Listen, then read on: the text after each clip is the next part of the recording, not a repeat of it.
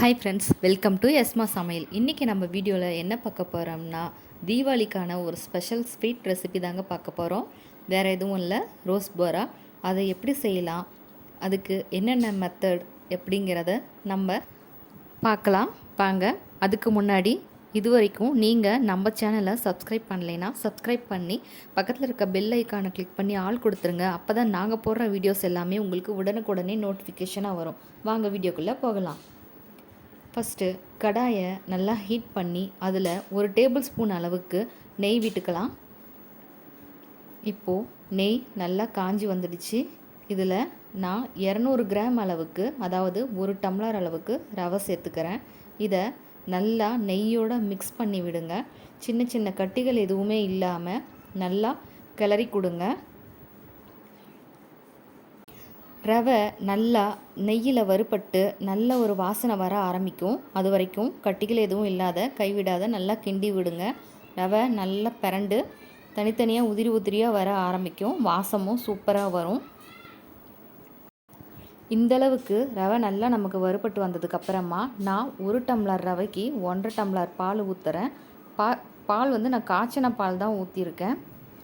பாருங்கள், பால் ஊற்றினதுக்கு அப்புறமா ரவையை நல்லா கிண்டி விடுங்க. கட்டிகள் எதுவும் இல்லாமல் நல்லா திரண்டு வர வரைக்கும் நம்ம கிண்டி கொடுக்கணும். பால் ஊற்றின உடனே ரவை நல்லா கெட்டியாக ஆரம்பிக்கும். அதனால் அடுப்பை கொஞ்சம் மீடியம் ஃப்ளேம்லேயே வச்சு நல்லா வணக்கி விடுங்க. இது நல்லா திரண்டு கெட்டியாக வரும், அது வரைக்கும் கிண்டிக்கலாம்.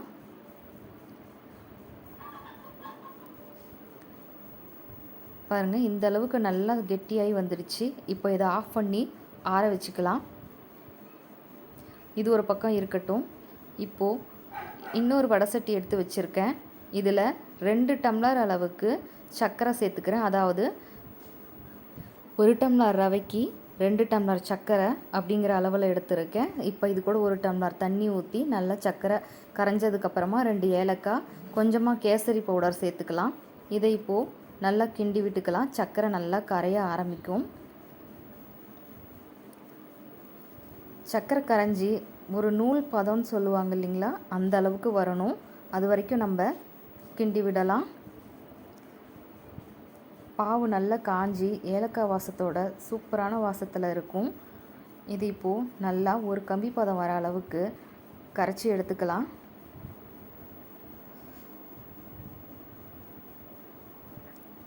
இப்போது சர்க்கரை நல்லா கரைஞ்சி ஒரு கம்பி பதம் அளவுக்கு பாகு ரெடி ஆயிடுச்சு. இப்போது இது கூட ஒரு 4-5 சொட்டு, அதாவது 1 ஸ்பூன் அளவுக்கு நான் லெமன் ஜூஸ் சேர்த்துக்கிறேன். அப்போ தான் சர்க்கரை பாகு கெட்டியாகாமல் தண்ணியாகவே இருக்கும். இப்போது இது கூட லெமன் சேர்த்தாச்சு. இதை ஒரு பக்கம் ஸ்டவ் ஆஃப் பண்ணி இறக்கி வச்சிடலாம். பாருங்கள், நம்ம ஏற்கனவே ரெடி பண்ணி வச்ச ரவை நல்லா ஆறிடுச்சு. இதை இப்போ நல்லா கைகளால் பிசைஞ்சு கொடுங்க. நல்லா இந்த அளவுக்கு பிசைஞ்சிக்கலாம். இப்போது நல்லா பிசைஞ்சு கொடுத்ததுக்கு அப்புறமா நான் ஒரு 3 ஏலக்காயை 1 ஸ்பூன் சர்க்கரையோடு நல்லா பொடிச்சு வச்சுருக்கேன். அதையும் இது கூட சேர்த்துக்கிறேன். கூடவே ஒரு 1/4 டேபிள் ஸ்பூன் அளவுக்கு சோடா உப்பு சேர்த்துக்கிறேன், அதாவது பேக்கிங் சோடா சேர்த்துக்கிறேன்.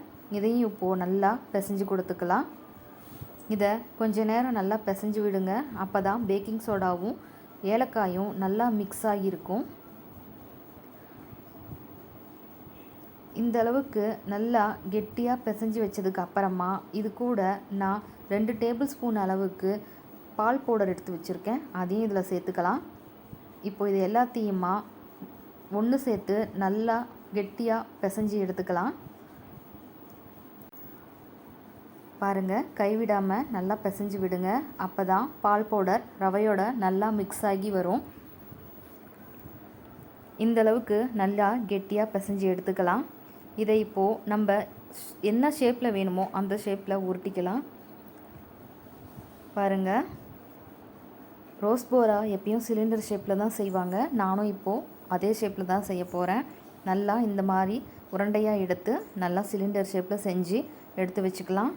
நான் மீதி இருக்கிற மாவுகளையும் சிலிண்டர் ஷேப்பில் பிடிச்சு வச்சுக்கிறேன்.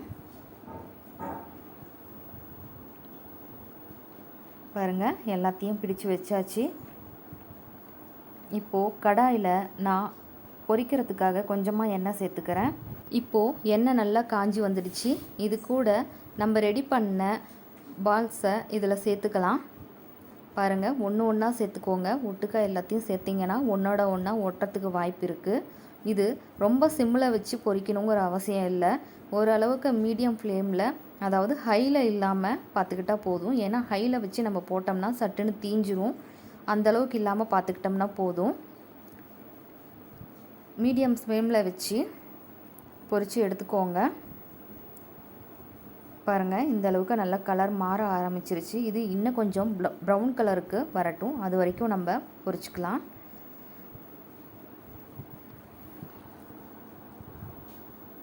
இப்போது இது நல்ல ஒரு ப்ரௌன் கலரில் வர ஆரம்பிச்சிருச்சு.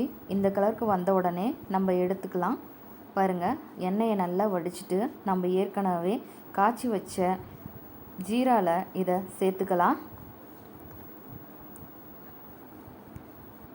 நான் மீதி இருக்க பீஸுகளையும் இதிலேயே எடுத்து சேர்த்துக்கிறேன்.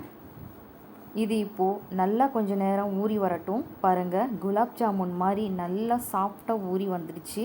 இது இப்போது நம்ம எந்த அளவில் போட்டோமோ அதை விட டபுள் மடங்கு ஊறி வரும்.